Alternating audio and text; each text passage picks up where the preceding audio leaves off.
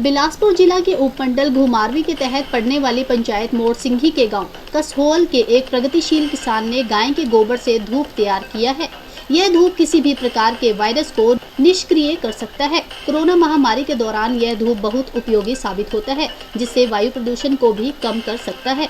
किसान विचित्र सिंह चौहान के द्वारा पिछले 3 सालों से ज्यादा समय से बिल्कुल प्राकृतिक खेती कर रहा है तथा अन्य लोगों को शिविर के माध्यम से प्राकृतिक खेती करने के लिए भी प्रेरित करता है, जिससे आधुनिक युग में जो जहरनुमा तरीके से फसल तैयार की जाती है उससे निजात मिल सके। विचित्र सिंह चौहान गांव कसहोल का रहने वाला हूं। मैं गत 3 वर्षों से प्राकृतिक खेती कर रहा हूं। प्राकृतिक खेती जो है देसी गाय पर आधारित है। यह देसी गाय जो है संबंधित विभाग ने मुझे अनुदान पर उपलब्ध करवाई।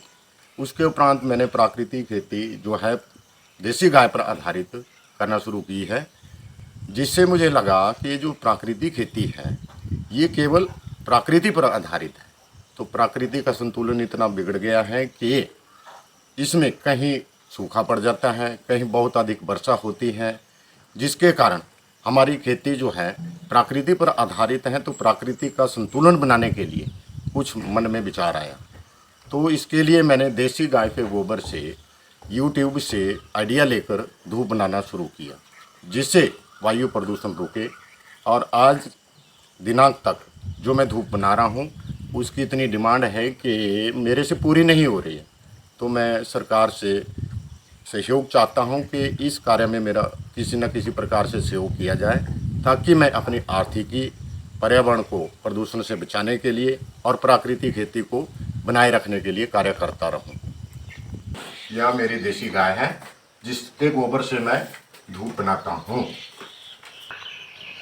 मैं धूप इस प्रकार से बनाता हूं। ये देसी गाय का है और गोबर को इस ट्यूब में भरा जाता है और भरने के उपरांत इस गोबर में जो मसाले मिलाए गए हैं वो सब इसी में तैयार किए गए हैं।